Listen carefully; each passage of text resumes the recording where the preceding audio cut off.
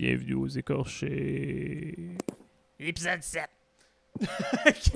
Est-ce qu'on est en live? On est... ben, ça devrait, là. Je nous vois pas encore. Eh ouais! Là, je nous vois. Ouah! Oh, avec mon mock qui... Ça paraît qu'il a pris l'eau un peu. Il a la pluie tantôt.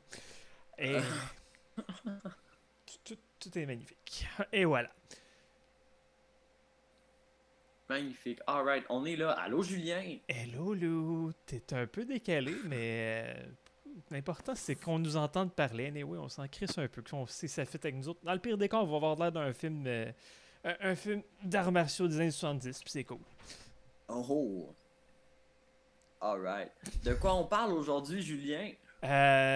Chris, c'est marqué que c'est le body horror, mais j'ai pas changé le titre. Fait que c'est pas vrai, c'est pas ça. Oh, mensonge! Sur YouTube, ça va être réglé de toute façon. Fait que sur le monde sur YouTube, je vous ai pas menti. C'est un peu cliché vu qu'on est dans le Pride Month, mais on va parler du LGBTQ dans l'horreur. On aurait quand même parlé si c'était pas du Pride Month. On fait pas ça juste pour faire plaisir à une certaine joance. On l'aurait fait pareil, c'est que là, ça donne bien. Bon. Et voilà. Comme dirait Sylvester Stallone. Ouais, t'as disparu pendant 3 secondes. C'est parce qu'il faut que je trouve... J'avais comme un dossier que je me suis fait avec les affaires importantes là-dedans. Ça sera pas bien long. Parce que... Calice! C'est pas ça. Ça c'est... Hey, c'est pour un autre épisode. Je vous ai donné des punchs. Ça va pas bien, Calice. Tantôt, on était... J'espère que t'es pas en screen share. J'espère que t'es pas en partage d'écran. Faut pas spoiler les gens. Ben oui, en tant que tel, ils vont avoir drôle. Ben, ils comprendront rien. C'est tout croche. Vous allez rien comprendre. C'est où? Hey, j'ai l'air à cave, là. Bon, c'est ça? C'est ça? C'est ça! Yeah! OK. Sacrement, bon. Ça va pas bien. Oui, non, moi, de mon côté, j'ai pris des notes. J'ai... Fuck off, Alex. Monsieur Overseer Dixon qui est comme lâche pas. Hey, si tu sais, on a essayé de se connecter, je sais pas combien de temps tantôt, le programme qu'on utilise pour faire le son, on voulait rien savoir. Ouais, on avait l'air de 2 Solange en plein COVID qui essaient de découvrir Zoom. Ouais, on était chacun dans 2. On était dans le même link pour voyons, pas tard. La réunion, puis on se voyait pas, on était comme dans une réalité parallèle, ça va pas bien, fait que... Mais pourtant, c'est... pas. Ouais, c'est pas ça, le sujet d'aujourd'hui, peut-être un jour, on va parler du Mandela Effect et des choses comme ça. Mais pas tout de suite. Oui, j'utilise des mots, mais des gestes, ça va bien aussi. Hein, ça veut tu dire. Oui, donc je veux qu'on parle le plus possible de comment l'horreur c'est positif pour les gens à part, dont les LGBTQ, il y a beaucoup d'exemples que c'est pas vrai, il y a beaucoup d'exemples que c'est très redneck, mais pas tout le temps. Mais pas tout le temps, il y en a beaucoup que c'est bon. Puis, je vais commencer par juste dire, côté réalisateur, pour une femme, je dis pas que c'est plus facile que pour les hommes ou quoi que ce soit. Je veux pas qu'il y ait du monde qui s'insurge, mais c'est plus ouvert. Je pense qu'une réalisatrice a plus, pas sa place, mais va avoir plus de facilité à trouver une place dans l'horreur. Je peux en nommer beaucoup plus qui ont fait des films d'horreur que pas mal n'importe quel autre style. Même des comédies romantiques qui donnent ça à des messieurs, puis je trouve ça vraiment bizarre.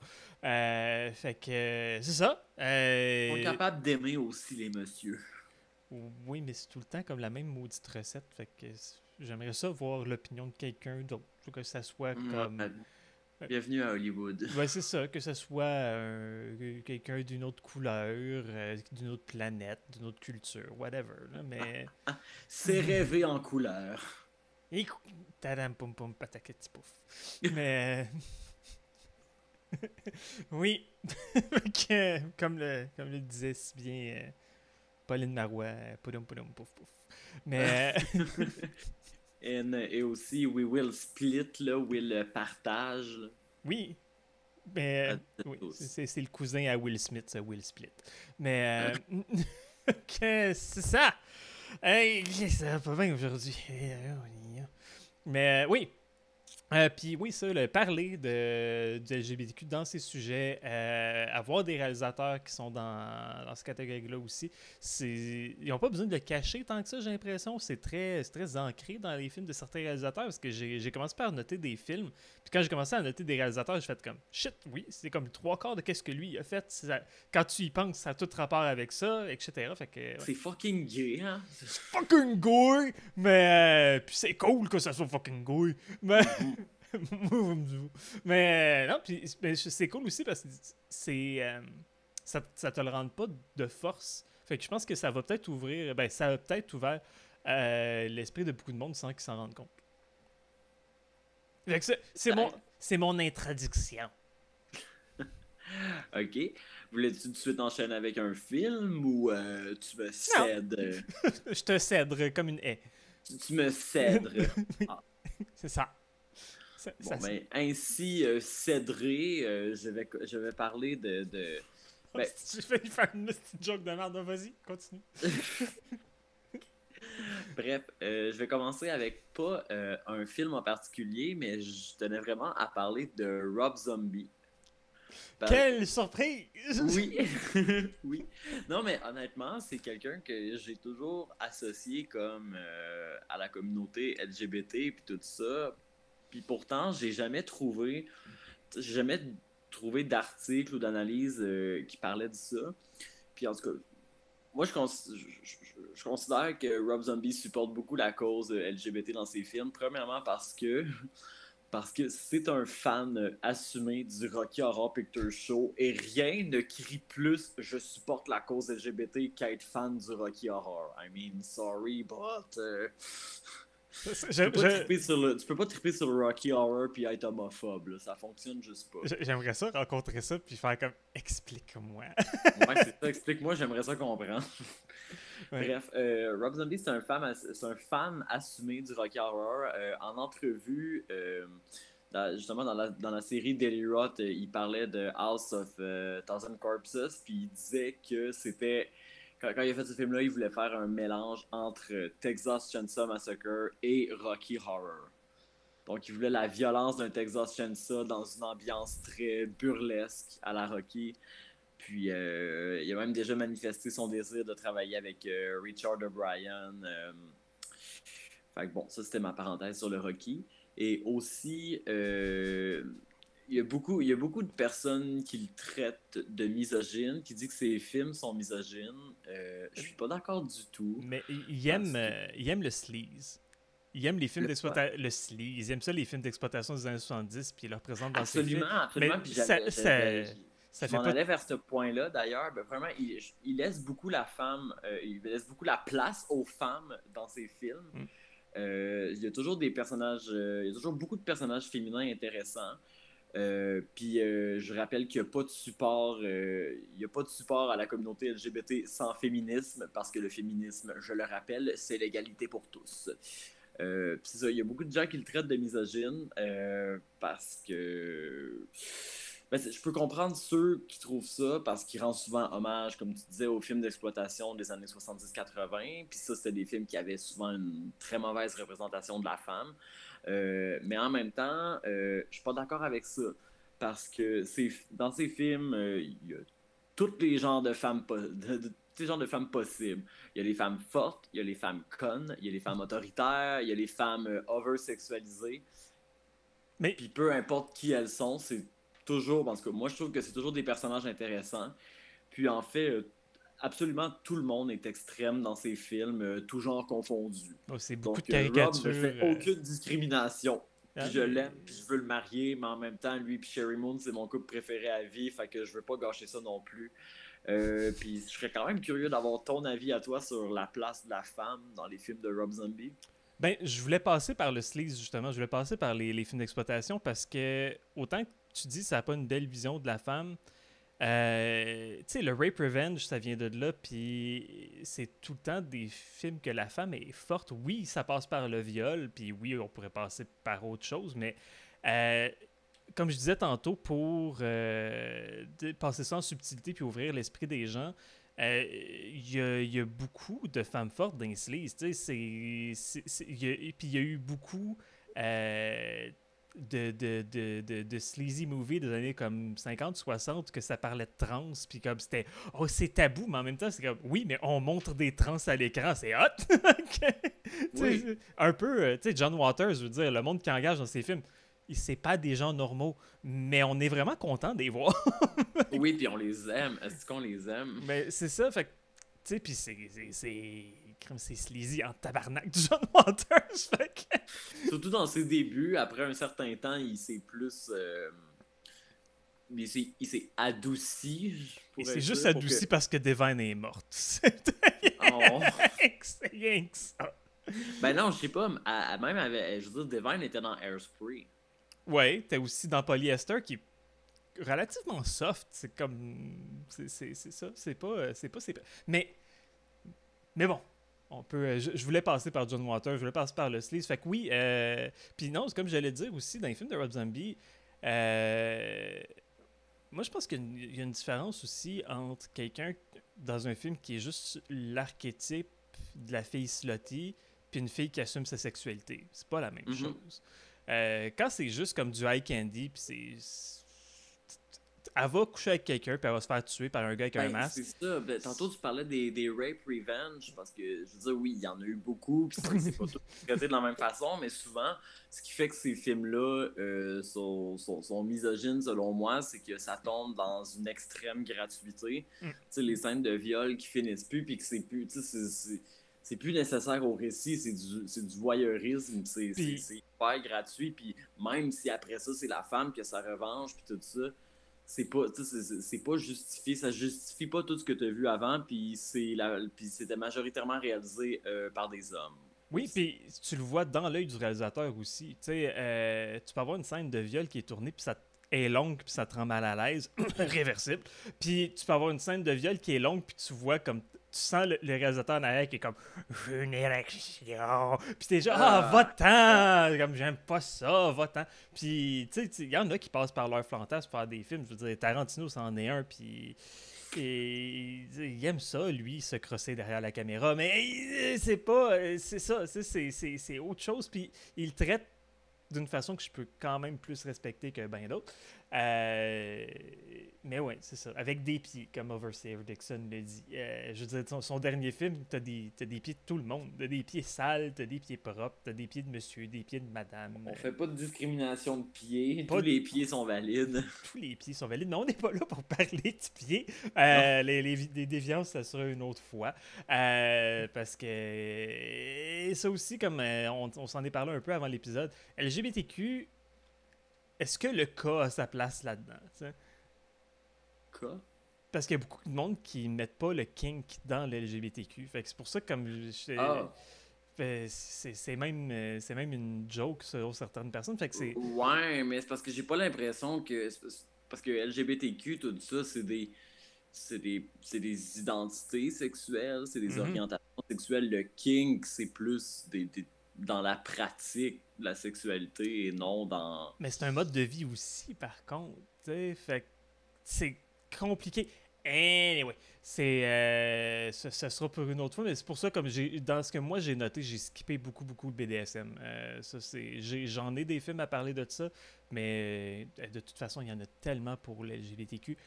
Je voulais quasiment faire une histoire complète, puis j'ai juste fait comme fuck it, je vais en parler au hasard parce que ma liste elle allait vraiment n'importe où. J'ai du trauma, j'ai du vieux. On en fera une juste sur le BDSM, juste pour oui. on a bien exploré la chose. De toute façon, à date, on parle de Clive Barker à chaque épisode, fait que là, on va parler de lui pour le LGBTQ, puis on reparlera de lui pour le BDSM. Clive Barker, t'es partout. Ben, Kim, il a juste réalisé 3 films, puis à date, on a parlé de lui tout le temps, et ça donne une idée à quel point son range était quelque chose. Ouais, c'est vrai. Mais bon, est-ce que... Ben là, t'as parlé de Rob Zombie, j'ai parlé du sleaze, continuons. Ok, ben écoute, je vais enchaîner avec Sleepaway Camp. Si je me rappelle bien, me semble que j'en ai parlé il y a pas si longtemps que ça. Oui, mais le 2. Le 2, ben moi je voulais parler du premier. Oh oui. Ben, je vais commencer par vous demander, est-ce que vous connaissez beaucoup de films d'horreur qui abordent le thème de l'identité de genre? En tout cas, moi, j'en connais pas beaucoup. Et Sleepaway Camp le fait en 1983. À première vue, on dirait un slasher banal, puis c'est presque ça.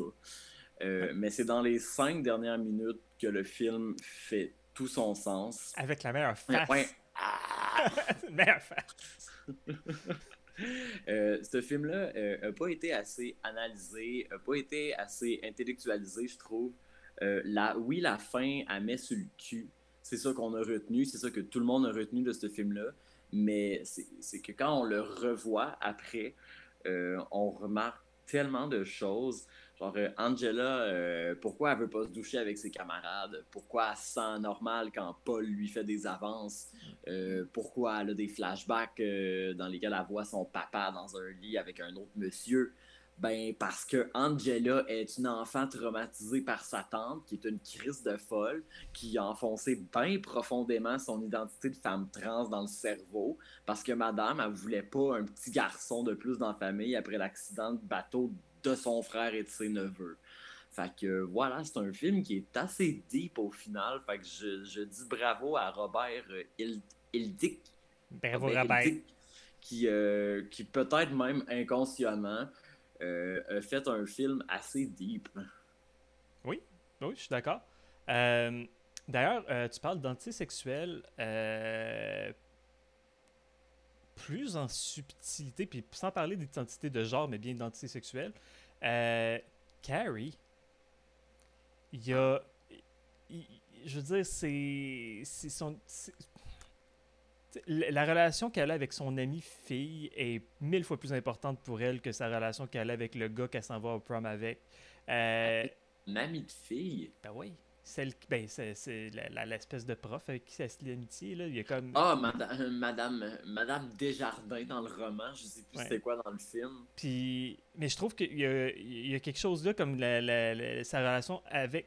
C'est plus une relation comme mère-fille qu'elle manque, qu'elle va chercher avec cette personne-là. Mais ça a tout rapport. Je veux dire, ça part avec elle que ses règles, qui sait pas... Elle n'a jamais eu d'éducation sexuelle. Elle sait pas où est-ce qu'elle est. C'est...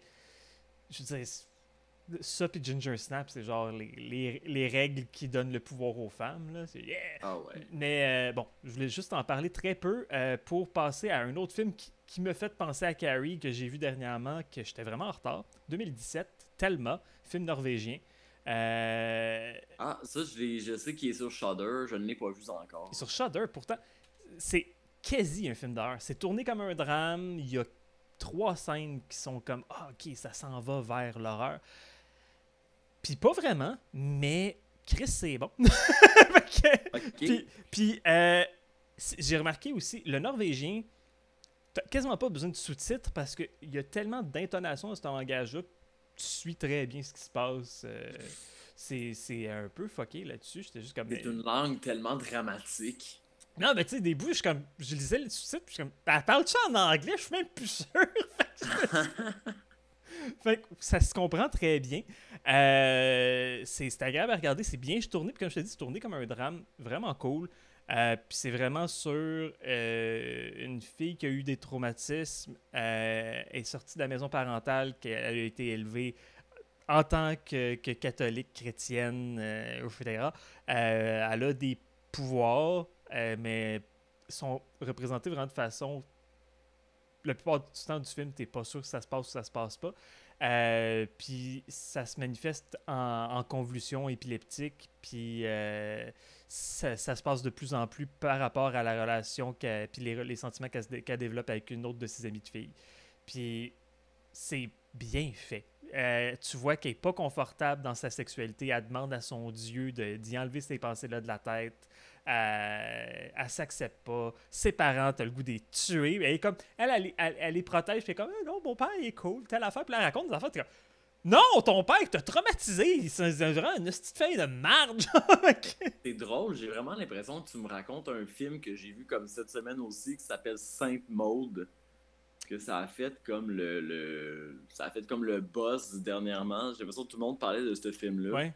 Puis c'est un peu le même C'est un peu le même concept, une fille qui est bien gros dans ses idéologies religieuses, tout ça, elle est très, très fanatique, puis... Mais pas fanatique dans l'autre, par contre. C'est pour ça que ça me faisait plus penser à Carrie. Elle se l'est fait imposer, puis en sortant de la maison, là, elle vit sa propre vie, puis elle a ses propres idées. Ok. Fait que c'est là qu'on a une grosse... Mais Sainte-Maud, ça m'intéresse pas. Ça... Ça m'intéresse pas. Pas en tout. J'ai... Puis je donne des chances, puis à date, j'ai jamais été proved wrong. Si je m'emmerde dans un 2 minutes de trailer, ça vaut pas la peine que je vois ton film. Faut pas regarder le 2 minutes de trailer au complet, tu vas voir tout le film. Ben, c'est ça. C'est ça. Fait que. Non, puis en plus, t'as vu tout le film, puis t'as pas eu de plaisir à le regarder. C'est comme, ben, c'est peut-être pas pour moi. Euh... Non, mais pour vrai, le concept était. Tu sais, j'ai pas trippé parce que c'est pas mon genre de film à la base. Hmm. Mais c'est intéressant. Ça vaut la peine d'être vu. Mais je veux faire une parenthèse qui n'est pas rapport avec le sujet d'aujourd'hui, mais what the fuck le Christian horror? Pourquoi ça revient?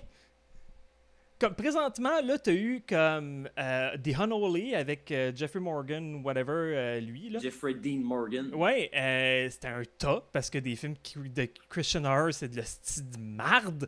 Je sais pas, je suis pas sûr. Je pense pas en avoir vu assez. Mais tu sais, il y a eu une petite période où est-ce qu'on a eu genre End of Days, on a eu, comment ça s'appelait, l'affaire avec l'enfant, whatever, le Bless the Child avec... Ah mon dieu, ça c'était pas. Ben c'est ça du Christian horror, c'est ça. Puis c'est vraiment... Puis comme The Unholy, ça a ce mood-là. Là, The Hunting of Molly Hartley. t'as eu... On vient d'avoir le Conjuring, The Devil Told Me To, puis j'ai regardé ça en pensant que c'était James Wan qui l'avait réalisé, puis c'est comme, hey, il a perdu à la touch, c'est quoi cette petite boîte-là? Tu l'as-tu vu? Au complet, et c'est du Christian horror pur, c'est de la crise de dompe. Fait que je sais pas pourquoi tout d'un coup, là, c'est ça, Christian horror, ça revient, là. Fuck you, j'en veux pas. C'est pas bon, c'est jamais bon. Puis c'est tout le temps comme... Tu sais, The Unholy, c'est même... Ah non, mais pas... le nouveau Conjuring, c'est même pas comme... Tu sais, ça parle de démons, puis comme ils fouillent dans un livre de démonologie, ils mettent le doigt n'importe où, puis ils font être lui, là. Comme, sinon, ils vont juste comme... Ah, c'était la nonne! Ouais, ils vont mettre des... Ils vont faire Valark! Comme, ils vont juste comme... Valark! Ouais, ils tous, ils mettent ça dans Google Translate, puis ils checkent ce que ça donne, là, mais... ça va être là ce démon, là. Mais non, là, c'est vraiment comme... C'est des satanistes comme... Non, ramenez pas le fucking Satanic Panic des années 90. Ça a juste donné de la merde. Ça l'a puni des gens qui n'avaient pas besoin d'être punis. Surtout présentement, Satanic Temple. Genre, la seule affaire qu'ils font, c'est donner des bas à des sans-abri puis donner des livres à des preschools. Genre, c'est leur la paix. Fait que... Fuck you, Christian Horror. On n'en veut pas de ça. Retourne... Ferme ta gueule, va-t'en chez vous. Fait que... Tant c'est tard, on va te coucher. C'est tard, on va te coucher, bonsoir. Mais c'est ça. Fait que oui, c'était la petite parenthèse puis la montée de lait en même temps. Tabarnak, j'en veux pas. Je vais en profiter de sacrer pour parler de Christian Horror. C'est pas correct. Ça blâme beaucoup de gens qui méritent pas d'être blâmés. C'est pas juste, c'est pas des bons films. C'est, hey, vous visez vraiment pas la bonne personne. Visez votre église avant de viser du monde cool. Fait que... Le message est clair. Il est clair! Fait que, puis oui, il fait pas des films d'horreur. Je voulais parler de Greg Araki bien vite. Parce que Greg Araki, t'as pas bien plus gay que ça. T'es pas ben plus gay, t'es pas ben plus disturbing aussi. Ben c'est ça, je pense que ça vaut la peine quand même d'être parlé, même si il fait pas des films d'horreur. T'sais, Doom Generation, Nowhere, excellent film, des scènes de violence assez intenses. Puis... Je l'ai pas vu. Pour de vrai, j'ai juste vu Mysterious Skin, qui je pense représente assez bien sa filmographie, mais j'ai vu Smiley Face, que ça c'est comme de rapport, là. Mais j'ai fait... C'est lui qui a fait ça? C'est le même Greg Araki qui a fait ça? D'accord! Puis... C'est tellement bon. Oui, c'est un bon film de stoner, pour vrai. Mais non, ses premiers, vraiment, c'était très dark, puis... Doom Generation, j'ai adoré ça quand je l'ai vu. Faudrait que je le revoie. Je peux pas dire si j'aime encore ce film. Mais c'est avec une très jeune Rose McGowan. C'est avec un... Oui, avant qu'elle se refasse faire le nez. C'est aussi avec... Caliboire, j'ai oublié son nom. James, lui, là. Le gars qui joue... que son plus gros rôle, ça a été Independence Day, là. James, lui. Le beau James. Ouais, il est cool. Là. Non, pas James Dean. Overseer Dixon. Non, j'ai le goût de dire James Duval, mais je suis comme non, c'est pas ce. En tout cas, lui. Hello, I'm James Duval. Excusez si j'ai piqué. Mon son est trop haut. Mais non, c'est. Non, c'est pas Cuba Jr. non plus. Un bâtard, Overseer Dixon. Pendant que moi je parle, tu pourrais checker sur IMDb puis m'aider. Mais bon, tout ça pour dire, Greg Araki, vraiment, je pense qu'il en a fait beaucoup pour la communauté. Parce que Gus Van Sant a fait bien des films très très gays aussi, mais je pense jamais que ça a été utile. Gus Van Sant, j'ai pas dû voir assez de films de lui. J'ai vu il y avait une petite scène gay dans Elephant. Ben non, je te dirais, à part Good Will Hunting, qui selon moi, il était là juste pour le nom, parce que, je veux dire, quand t'as les deux acteurs principaux qui ont écrit le film, ça te sert à quoi d'avoir un réalisateur derrière la caméra, là? Ouais. Mais je te dirais, c'est le seul film où est-ce que je vois qu'il n'y a rien d'LGBTQ dedans. Il a quand même été très présent là-dessus.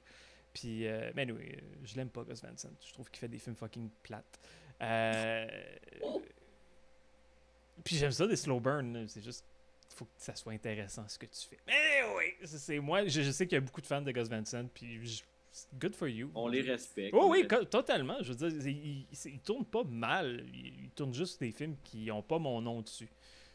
Il y en a des réalisateurs qui font des bons films, mais que ça me parle pas pantoute. Fait que, that's it. C'est correct. On en était où avec tout ça? On parlait de quoi au départ? Greg!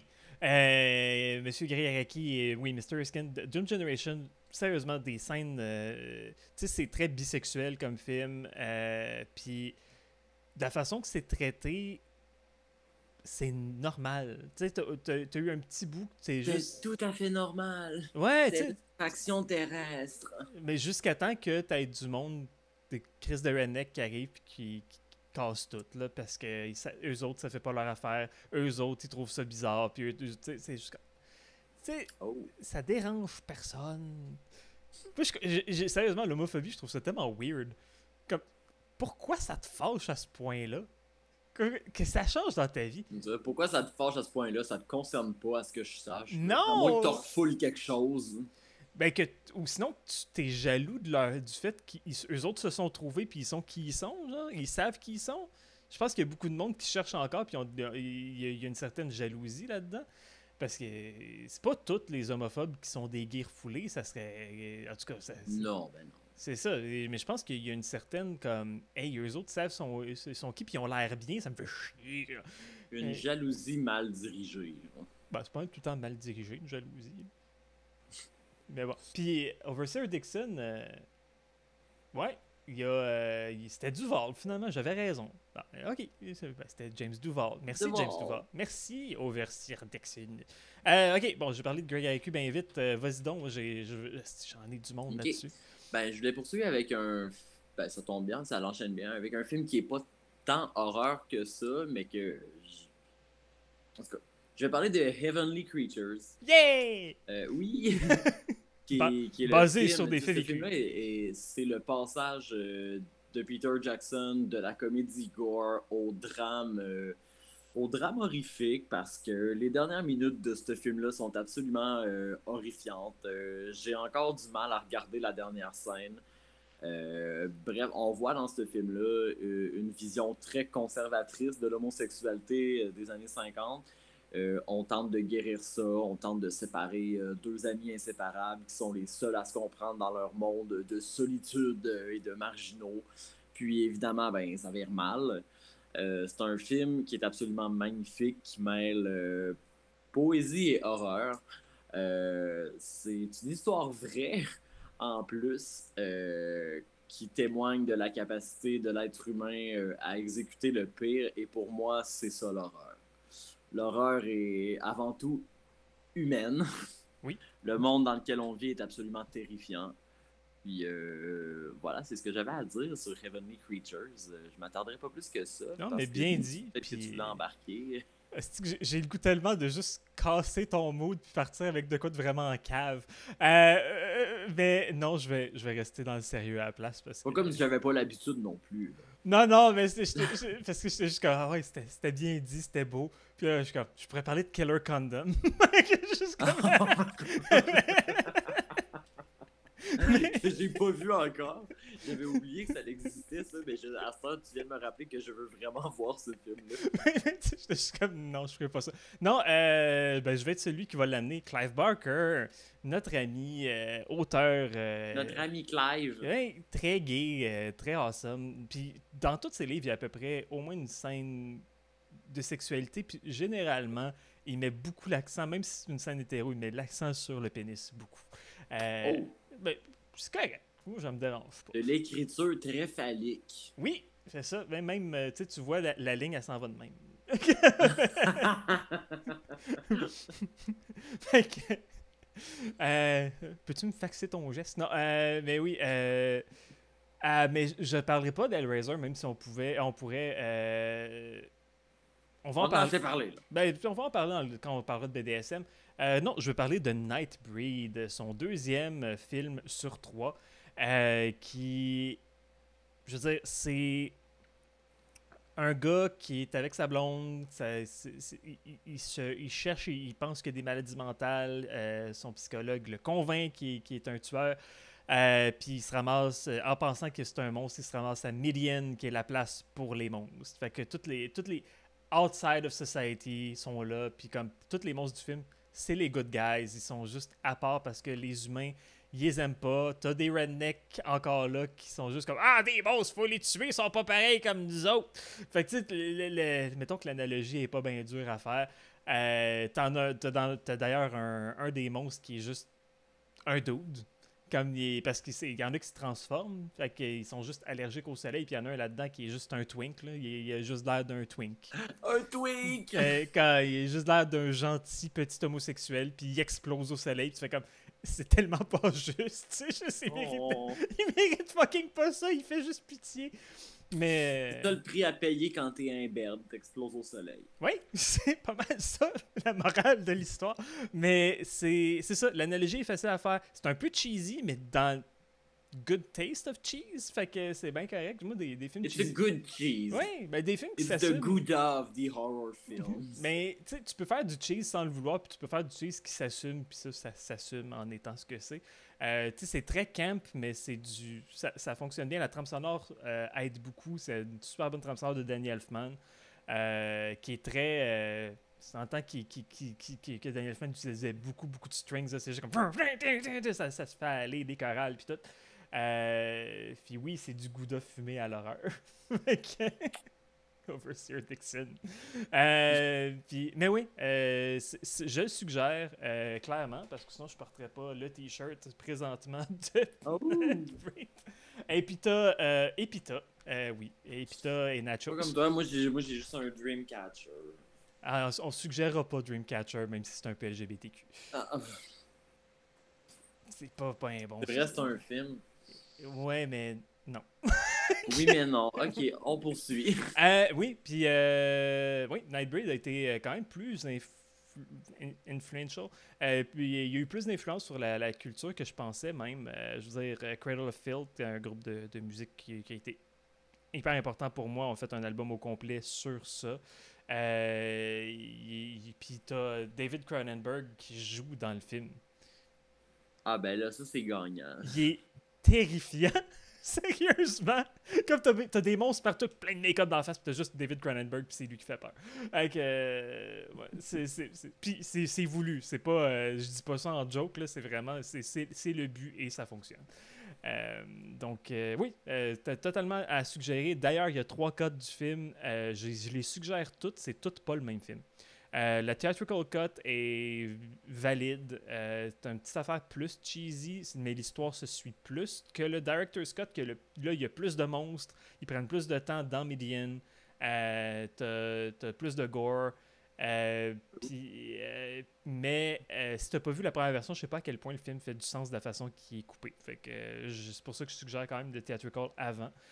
Puis t'as le Cable Cut qui a été sorti en 2017.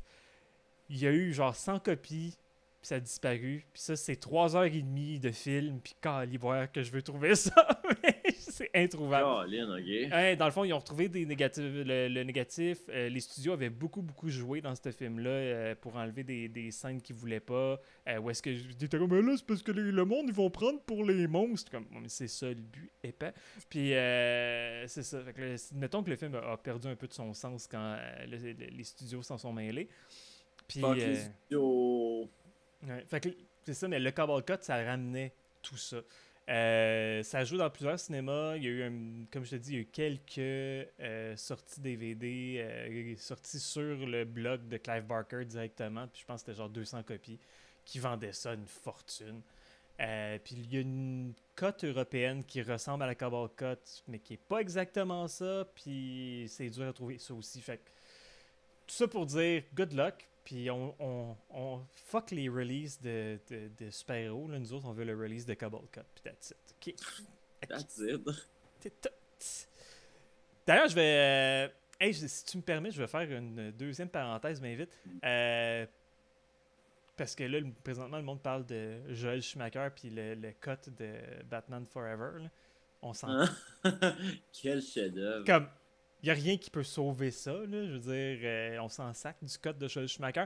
Mais... Pourquoi sauver ça? C'est déjà parfait. Exactement. Mais Joel Schumacher, justement, réalisateur bisexuel qui met beaucoup d'emphase sur la LGBTQ dans ses films, que ce soit des Bat-Nipples ou des vampires très... J'ai mis la main sur Blood Creek dernièrement. Qu'est-ce que Blood Creek? C'est un film qu'il a fait. D'accord!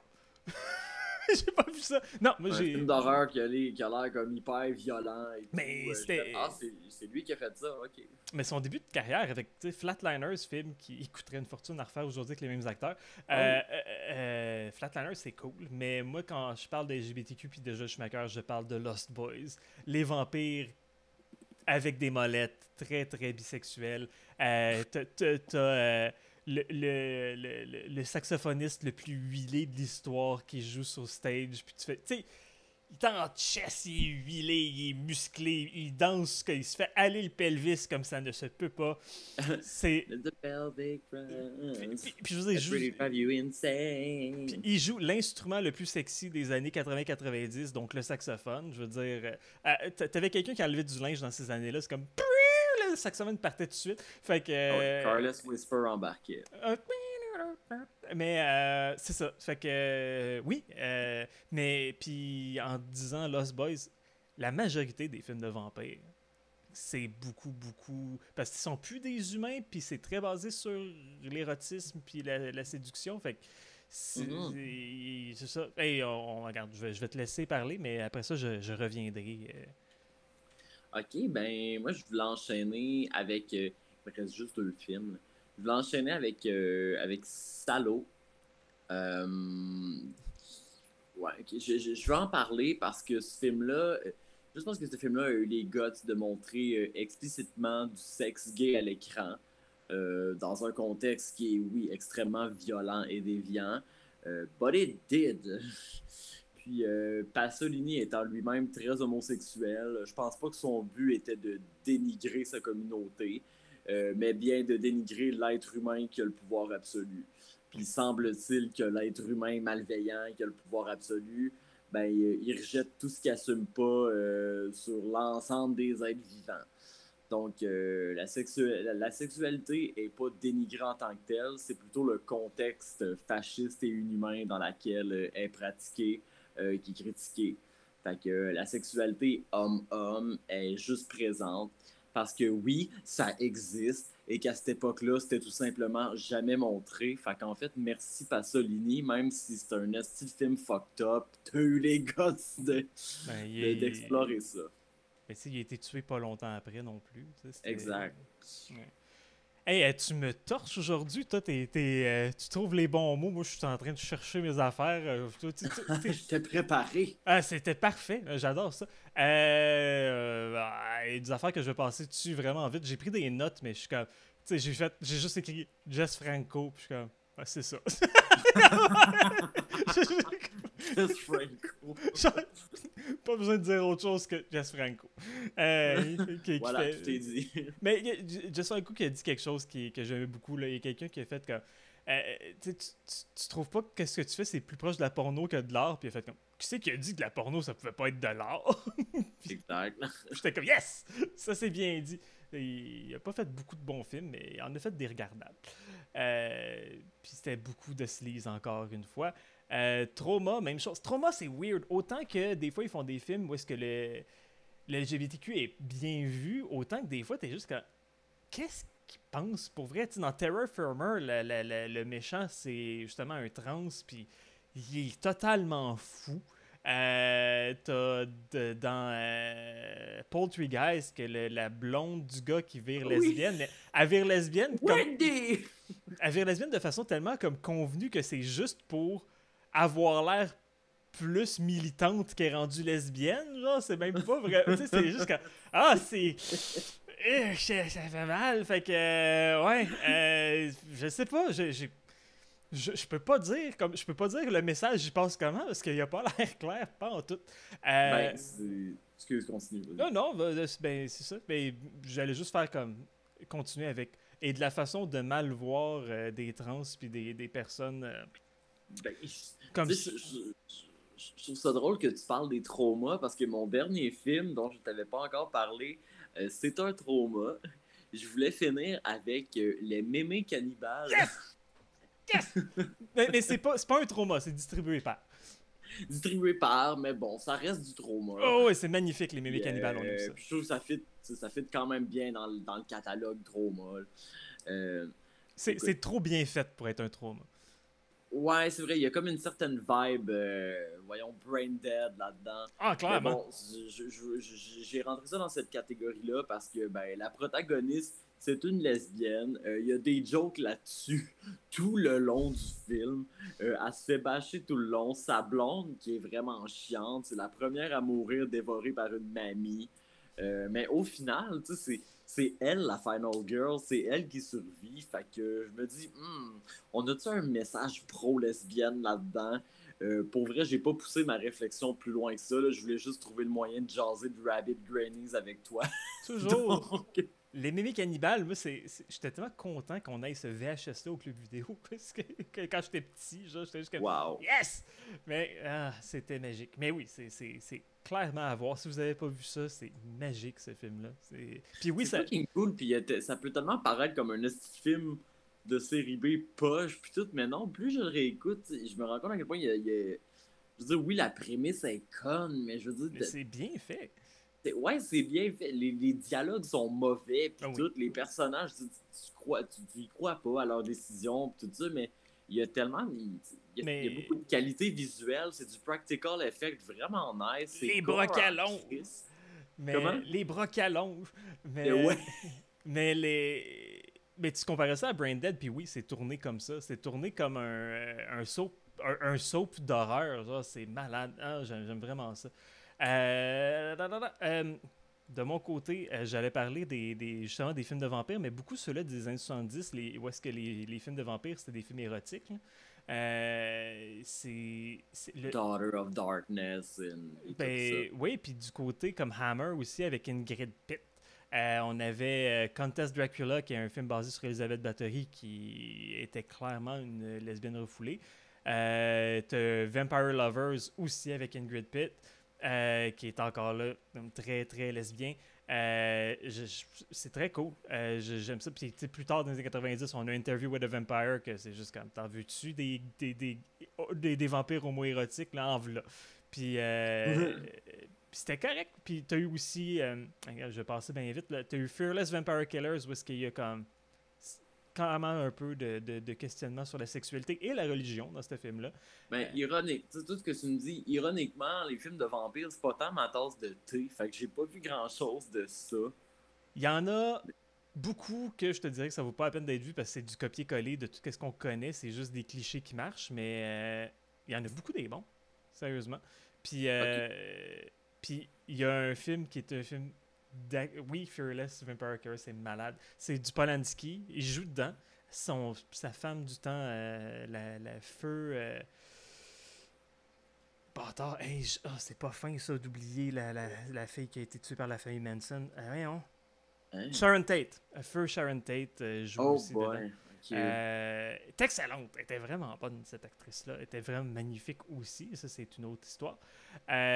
Puis, il y a aussi le film Lesbian Vampire Killers qui est... ça, il faut Ah oui, c'est vrai. les... Je me rappelle juste de la pochette quand j'allais au club vidéo. Là. Moi, j'ai vu ça à Fantasia. Oh.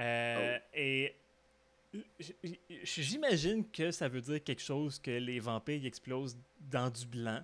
C'est pratiquement comme... C'est des vampires femelles que quand ils se font tuer, ils virent en sperme. Il y a... Ouais, je pense qu'il y a quelque chose d'un peu machiste en l'air de ce film-là. Ça fait pas très lesbienne. Non, c'est ça. Puis, mais la vampire principale s'appelle Carmilla, qui était... Carmilla, c'est le... Carmilla, hey, ça ressemble pas mal à Carmina. Là. Mais Carmilla, c'est de Monsieur Le Fanu, Stéphane Le Fanu, si je ne me trompe pas. C'est le premier livre de vampire. Bram Stoker s'est inspiré de ce livre-là pour écrire son Dracula. Parce que c'est écrit de la même façon. Okay. C'est écrit comme lettre à des personnes, puis elle raconte l'histoire. Puis justement, c'était une femme vampire, puis c'était très sexualisé, justement. Avec, ça, au moins, la recherche était là, mais oui, le film, j'ai l'impression qu'il était contre les lesbiennes, ce qui est un peu bizarre. Mais parce que d'habitude, même les gros machos, ils sont comme les lesbiennes, moi j'aime ça. Mais, bon, fait que, je suis pas fin aujourd'hui, je me mets dans la peau de plein de monde tout croche. Bon, je vais passer un petit. J'en ai trop, là. Dans l'horreur pour enfants, ils ont mis du LGBTQ, puis j'étais vraiment content quand j'ai vu ça au cinéma. Dans Paranorman. Oui! J'étais tellement heureux. Oui. Hey, c'est court, là, c'est short, mais c'est là. Ah, puis c'est parfait. C'est juste une ligne, puis tu fais comme... Ah, merci, c'est tellement hot. Fait que le gros douchebag qui normalement aurait fini avec la petite blondinasse, là, puis non. Quand... Ah oui, je vais te présenter à mon chum, je suis sûr que tu vas l'aimer. Ah oui, tout, j'étais tellement content quand j'ai entendu ça. J'étais comme, wow. Ouais. Tu sais, je dois t'avouer, quand j'ai vu ça au cinéma, j'ai pas tant trippé sur le coup. C'est dans les films que c'est juste pas à ça que je m'attendais. Fait que tout au long du film, j'attendais que ça amène où est-ce que je pensais que ça s'en allait, puis ça s'en allait pas là. Fait que c'est quelque chose que la deuxième fois que je l'ai vu, j'ai apprécié, mais la première fois, j'étais juste comme oui, mais c'est pas ça que je suis vu voir. Comme un autre film que je peux nommer présentement, Let the Right One In. Un film de vampire. Oh, hey, c'est ça, je l'ai pas vu encore, j'ai vu le remake. Le remake, c'est du shot pour shot la même affaire, mais tout en moins bon. Tout en CGI, ouais. En CGI, des acteurs moins bons, moins crédibles. Probablement. Je vais sûrement regarder le premier puis je vais être sur le cul, mais n'empêche que le remake, qui est le seul que j'ai vu, j'ai pas de comparatif, c'est quand même un film qui a réussi à me mettre mal à l'aise. C'est dark en crise. Mais ils ont enlevé la section LGBTQ par contre. Ah ouais? Le petit gars et la petite fille ont une relation semi-romantique quand même. Là.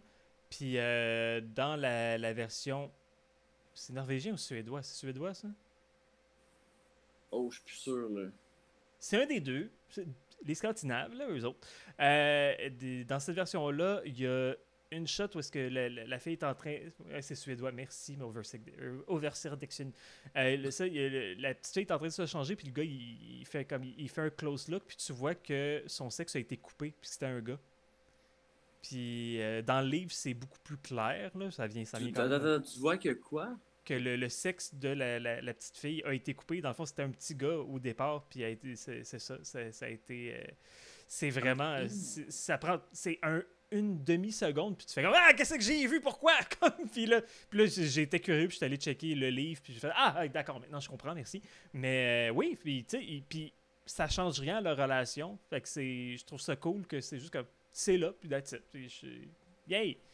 C'est ça. Seed of Chucky, merci de montrer que d'être trans, c'est cool avec des poupées. Oui, c'est vrai, Glenn or Glenda. Et parlons de Glenn or Glenda, de Monsieur Ed Wood. Son premier film, qui joue le rôle principal, c'est supposé d'être un film sur comme... Au début, c'était supposé être sur du sex change, puis finalement, il a juste comme mis son kink dans le film de « Moi, j'aime ça, me travestir », puis... C'est ça. Putain, ça me fait trop penser à un film que j'aurais tellement dû aborder puis que j'y ai même pas pensé. Ben, on est là pour ça. Ouais, ben écoute, Sonny Boy. Oh yes! Yes, c'est ça. Parle-moi de Sonny Boy. Est-ce que c'est cool, ce film? Sonny Boy, ben c'est juste, ça vient de me revenir. J'ai pas noté moi non plus, puis je suis comme, ben oui, tu sais, c'est tellement important, ce film. C'est juste parce qu'il y a un personnage. C'est l'histoire en gros d'un enfant qui se fait kidnapper, qui se fait kidnapper par un couple, puis le père du couple élève l'enfant comme si c'était un sauvage. Il l'élève pour que ce soit comme une arme, une arme, tout ça. Il l'élève comme un animal, fait que c'est comme l'enfant finalement c'est comme un gros chien enragé qui attaque le monde, mais qui a une sensibilité quand même, qui apprend à connaître, en tout cas. Tout ça pour dire que la mère dans le couple, ben, c'est une femme trans, puis voilà. C'est juste là. Pis, mais dis c'est qui? Dis c'est qui? C'est Pearl. Mais je sais plus c'est quoi le nom de l'acteur, excuse. C'est David Carradine! C'est Bill dans Kill Bill! C'est malade! Mais c'est fucking cool, puis je trouvais ça fucking nice dans ce film-là que ça fait juste exister, c'est jamais jugé, c'est jamais justifié, c'est juste... C'est là. C'est juste là. Ouais. Ben dans... le dernier film de Pascal Laugier, Ghostland. Ah oui! Ça aussi, la c'est juste là. sorcière. Que tu fais comme... Ben, c'est un dos. Puis c'est comme... Mais on n'est pas sûr pour... C'est pas grave, c'est là. Mais oui. Son rôle, c'est quand même la sorcière. Fait que, I guess, c'est une sorcière trans. Bon, c'est correct. Ça se peut. Je veux dire, il y avait un livre de Pef quand j'étais petit. Je sais pas si tu as connu Pef. Il faisait des jeux de mots. Ouais, c'était un auteur pour notre auteur jeunesse. Puis il avait fait un livre qui s'appelait C'est pas sorcier. Puis c'était... c'était ça. En fait, c'était un livre pour enfants sur c'est cool d'être trans. Wow. Good job, Pef! Pour les années 80. Merci, Pef.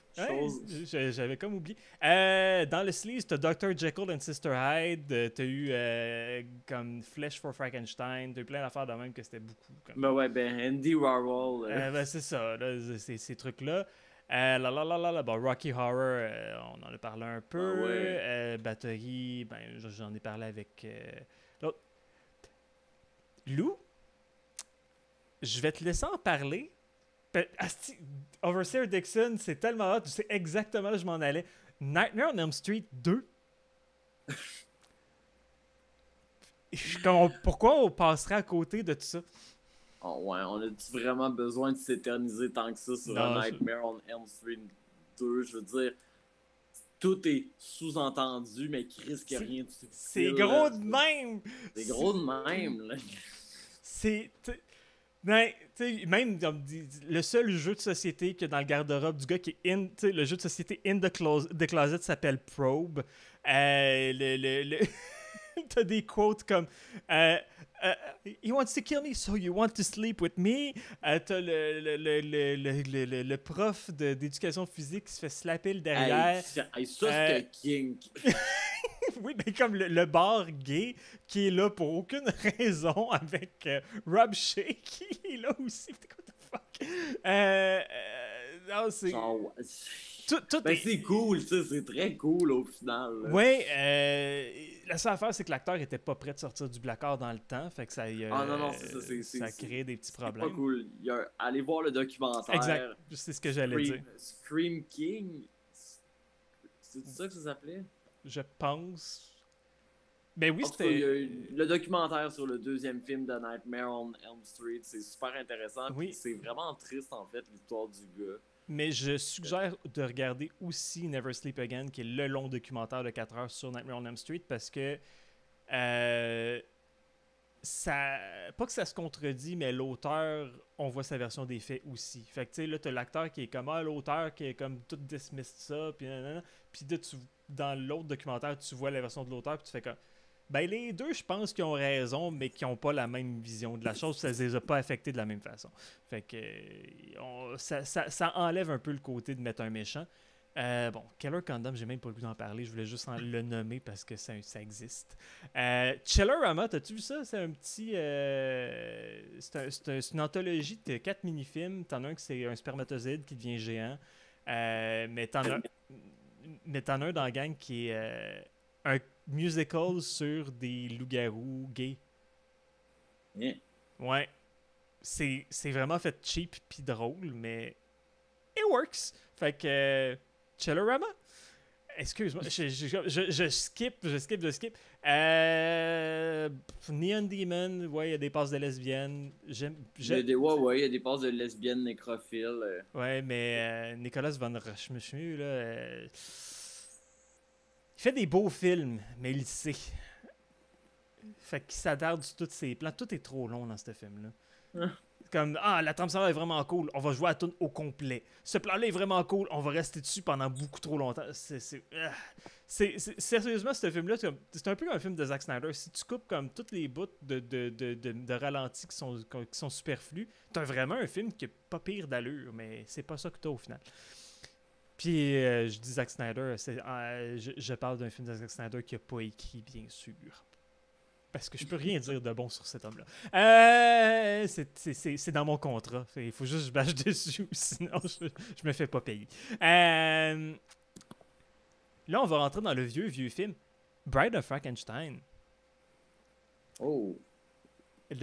Parce que c'est pas Victor Frankenstein dans Bride of Frankenstein, c'est Dr. Pretorius, qui est over gay.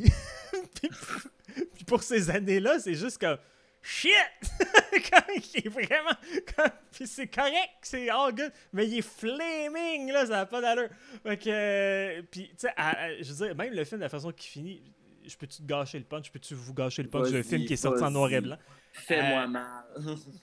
Johnny, on va chanter du Boris Vian, c'est cool. Fais-moi mal, Judy. Mais chanson de BDSM. Mais tellement. Mais moi j'aime l'amour qui fait boum. Mais c'est pas mais c'est il est-tu assez bon cet épisode-là? On était tellement l'une n'attend pas l'autre, hein, tabarouette. Non, ils ont d'autres choses à faire qu'attendre ça. Mais je parle. Oui. Dans Bride of Frankenstein, le monstre parle dans ce film-là, puis sa quote la plus connue, c'est We Belong Dead. J'ai même pas vu, en fait. Ouais. Attends, je m'entends en feedback. Non, c'est beau. Ok, c'est beau. Mais ça, We Belong Dead, puis comme il accepte de se tuer, puis sa femme aussi.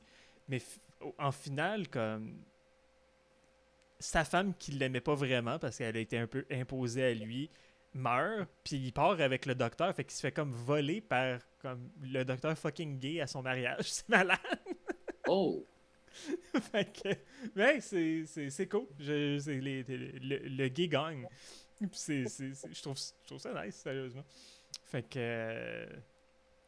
mais je trouve ça drôle aussi parce que ça fait partie des t-shirts que je me suis acheté en même temps que Nightbreed sans même penser que ça aurait pu être LGBTQ. Fait que je suis comme... Nice! Il y a des compagnies qui font des t-shirts de films LGBTQ puis ils savent même pas. Et je voulais terminer avec un film il va falloir qu'on reparle parce qu'on va finir par faire un épisode, parce qu'on a fait des épisodes sur des suites qui étaient de la crotte, des suites qui étaient bonnes, mais on n'a pas encore parlé de remake. Et dans les remakes qui sont bons, je veux parler de Suspiria. Et Suspiria, le remake, excessivement LGBTQ, et c'est bien fait. Encore là, c'est montré d'une façon normale, c'est cool, c'est beau, on aime ça, bravo. Puis je pense que c'est en bout de ligne, c'est pour ça que j'ai nommé des films en rafale, mais en bout de ligne, c'est juste pour dire, c'est pas important tant que ça de mettre l'emphase dessus, c'est plus la façon que c'est traité, je crois. Ben c'est juste bien de montrer que ça existe puis de le banaliser, tant qu'à moi, c'est la meilleure chose à faire. Exact. T'as un couple gay dans un film. T'as un personnage qui est ami avec l'autre qui est trans. Le personnage principal est trans. Puis, on n'en fait pas un plat. Cool. Dans May, avec Angela Bettis, oui, sa relation avec Hannah Faris. C'est ça. On n'est pas trop sûr c'est où que ça va, mais c'est pas grave. Puis, c'est ça. C'est des petites affaires de même. J'aime ça. Puis, j'espère que ça va être de plus en plus banalisé.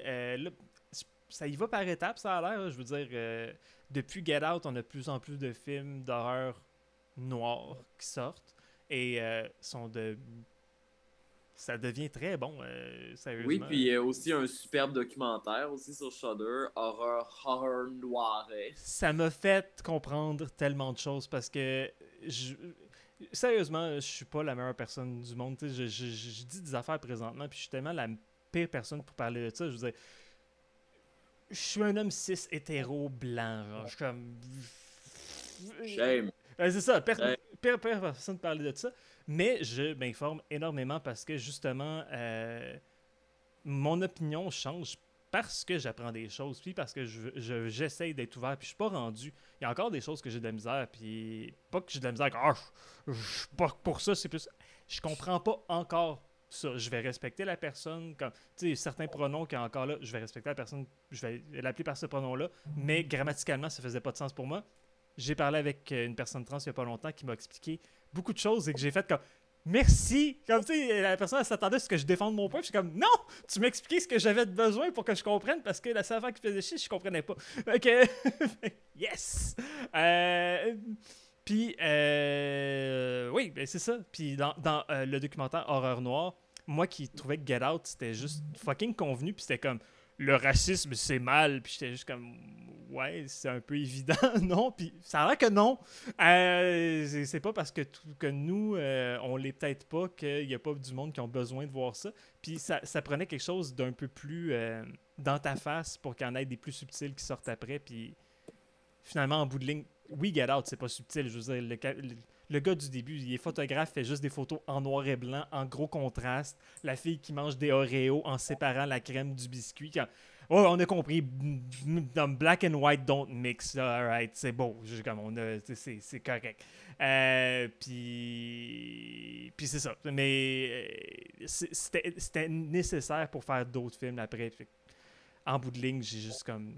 C'est quelque chose justement que j'ai compris. Puis j'ai fait. Ah, j'ai pas encore compris It Follows par contre. Ça, c'est mettre un condom, il me semble qu'ils montent ça à l'école. Faire un film au complet sur mettez un condom ou sinon ça va pas aller bien. On est dans l'LGBT. Non, mais il fallait que. Get Out puis It Follows pour moi ça sont ensemble. Anyway, oui, mais j'ai failli parler de Silence of the Lamb, mais si c'est vraiment la façon mauvaise d'amener ça. Même si le film est excellent. Là. Buffalo Bill, c'est pas une belle représentation de. Tu sais, il est juste totalement failé. Là. Lou, t'es-tu encore là? Oui. Oui, j'ai été distrait, pardon. Ouais, parce que même si c'est cool de. Même si la tune Goodbye Horses est cool. Ouais, mais je sais pas en même temps si c'était vraiment.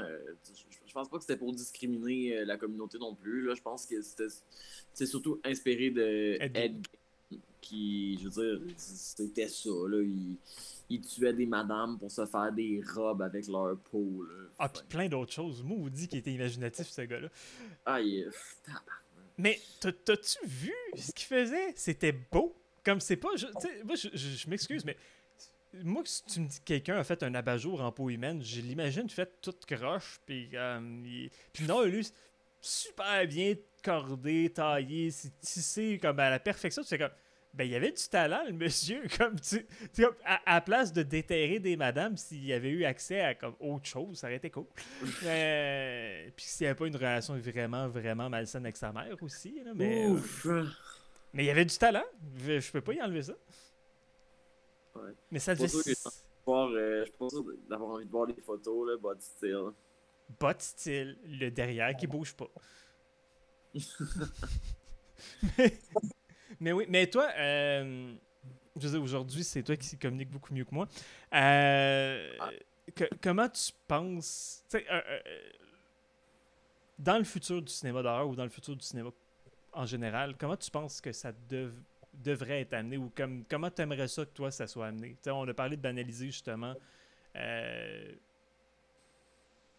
L'amènerais-tu dans l'histoire où justement on le banalise au point que on n'en parle même pas puis ça fait juste partie du film? Je suis pas sûr de bien comprendre la question. Tu veux dire que... Mais tu sais, est-ce que tu mettrais ça dans une communauté LGBTQ? Ça, Est-ce que... ça devrait être un genre en soi. Non, pas nécessairement, mais tu sais, est-ce que, tu sais, dans l'histoire du film, est-ce que ça fait partie? Est-ce que, tu sais, mettons, on ferait ça à Montréal, est-ce que ça se passe au village ou ça donne juste que des amis puis ils ont un ami trans, genre? Mais ça dépend de tellement de facteurs. Je veux dire, ça peut être autant qu'un personnage, tu sais, un personnage est homosexuel, puis que l'histoire tourne pas autour de ça. Mais en même temps, si c'est un film qui veut parler d'homophobie, puis tout ça, tu sais, ça n'aura pas le choix de tourner autour de ça, puis ce sera pas simplement banalisé, c'est parce que l'intention sera pas la même. Il va y avoir une intention de dénonciation. Fait que je sais pas si je peux trouver un film. C'est un exemple de film concret, je pense pas. Je pense pas connaître de, de, de films d'horreur qui défendaient les gays, lesbiennes, trans, etc. Euh, Ben, ben tu sais, ou sinon c'est fait en subtilité. Tu sais, Nightbreed, c'est ça. je l'ai Mais, pas vu, je l'ai pas vu, je peux pas me prononcer encore. ouais, mais tu sais, c'est ça, c'est qu'il faut que tu creuses une petite affaire. Tu sais, c'est pas, c'est pas dit en soi. Mais ce que je préfère, là, parce que c'est ça qui fait la différence entre un Night of the Living Dead et un Land of the Dead. Là. Entre la subtilité puis le « mon message, c'est ça! » Ben, Ouais. Ben, c'est pour, tu sais, pour ça, je pense que mais c'est drôle, par exemple, les films de vampires t'intéressent pas encore. Parce que je suis comme. Il y a tellement. Ce message-là est tellement présent, justement, dans les films de vampires, pour la plupart. Là. Mais ouais, je sais pas, je ne saurais répondre pour le moment à cette question, à comment je le vois pour le futur du cinéma d'horreur. On verra. On va faire un film d'horreur qui s'appelle OK Boomer. Ok. Je sais pas, moi personnellement, la façon. C'est parce que je dis ça, puis moi, j'en tourne des fois des petits films, là, puis ça, c'est quelque chose c'est quelque chose qui est toujours présent. Mais c'est jamais. Le film ne tourne jamais autour de ça. C'est juste. Moi, c'est plus dans la banalisation de la chose. Je pense que c'est juste montrer. Juste, ça existe, mais l'histoire ne tourne pas autour de ça. Mais comme tu as dit, je pense que les deux fonctionnent bien puis les deux sont importants. Tu sais, c'est autant. Le banaliser, ça va aider du monde à se rendre compte justement que c'est normal puis que c'est juste ça, c'est là. Puis de mettre un message, ben, ça va aussi aider à faire passer des messages plus importants par rapport à la haine, à qu'est-ce qu'ils vivent. Parce que le banaliser, on veut pas les montrer dans une lumière sont donc bien victimes, pauvres eux autres, versus quand tu veux passer un message que c'est peut-être le temps de pas les victimiser, mais de montrer une réalité qui est un peu moins le fun. D'ailleurs, le pourquoi on s'éloigne de l'horreur, mais ça a rapport avec le LGBTQ, Schitt's Creek, c'est la meilleure représentation LGBTQ que j'ai vue ever. Il n'y a personne qui est juge. C'est juste un couple gay qui vivent des affaires normales, que leur drame n'a jamais rapport avec la sexualité. T'es comme, yes! Ça, c'est cool! Je les aime! C'est le fun. Ah, quelle bonne série, pour vrai. Est-ce que c'est bon? Oui, c'est de la sitcom, c'est simple, mais j'avais jamais vu ça comme ça. Puis, crime, le fils d'Eugene Levy, il est vraiment fucking awesome. Okay. Ah, il est drôle. Ah non, mais la distribution complète de cette série-là, c'est juste parfait. Ben, Catherine O'Hara, c'est juste comme. Tu l'as dans ton projet, puis tu sais que ça va être un succès. Là. Je veux dire, elle n'a jamais rien fait de mauvais. Where's the pepper? C'est que son accent qui vient de nulle part. Genre, c'est ah oui, fait que oui, mais oui, quand on parlait d'analysation, c'est ça que j'ai pensé à ça, puis c'est. Pour moi, ça a été la meilleure représentation que j'ai vue ever. Parce que justement, tu as le droit de vivre des drames qui sont autres que ça te définit pas ta sexualité. Puis je trouve ça triste parce que j'en ai vu des personnes qui, surtout dans le début, comme sortir du placard, que leur sexualité les définissait complètement. Ouais. Ben, tu sais, c'est une transition, là, tu t'habitues à ça dans ta vie, puis j'imagine que tu es tellement content de te connaître, puis d'être « Yes! Je suis sorti que... » Oui, make sense, là. C'est, moi aussi, comme frère, comme fuck! Telle affaire! Alright! C'est sûr que j'irais full pin là-dedans, fait que mais c'est ça. Mais c'est qu'au final, ça devrait pas changer la perception que les autres ont sur toi. Le genre ne définit pas la personne que tu es. Ton orientation sexuelle ne définit pas la personne que tu es. Ben, puis c'est aussi s'éloigner de certains stéréotypes par rapport à ça. Hein. Ben ouais, mais je veux dire, ça fait partie de toi, mais c'est pas tout ce que tu es. Tu sais, t'es autre chose avant d'être gay. J'espère, ou sinon c'est plate. Ben c'est ça. À moins que ça soit gay heureux. Ça, c'est la première chose qui définit good for you. I wish. Mais non. Mais non, ça, c'est. Je trouve ça cool. En tout cas, sérieusement, moi, plus j'apprends sur la communauté, puis comme j'ai jamais été loin d'eux, c'est que je suis beaucoup plus proche d'eux maintenant. Et ça éloigne automatiquement tout le monde que j'aime dans mon entourage qui sont homophobes. Puis j'aime ça. C'est un filtre naturel. Ouais, ben sérieusement, dernièrement, comme mon entourage est, je te dirais, rendu à 70% du monde dans la communauté ou sinon asexuel, qu'on n'entre pas ça vraiment dans la communauté LGBTQ, mais que c'est vraiment intéressant que ça se soit fait naturellement, puis je suis juste, that's it, c'est cool. On aime ça. Ou sinon, juste du monde tolérant. C'est ça. Cette année, là, sérieusement, ça l'a... en période de pandémie, beaucoup de masques sont tombés. Ironiquement. Mais... Mais oui, je dis, c'est ça. Ça m'a fait un gros clean-up naturel, puis ça m'a rapproché de beaucoup d'autres personnes. Fait que... Overseer Dixon fait dire... Padoum-tish. Donc, qu'est-ce qu'il a dit? Padoum-tish. C'est un bruit des pays de l'Est? Non, c'est un bruit de Pauline Marois.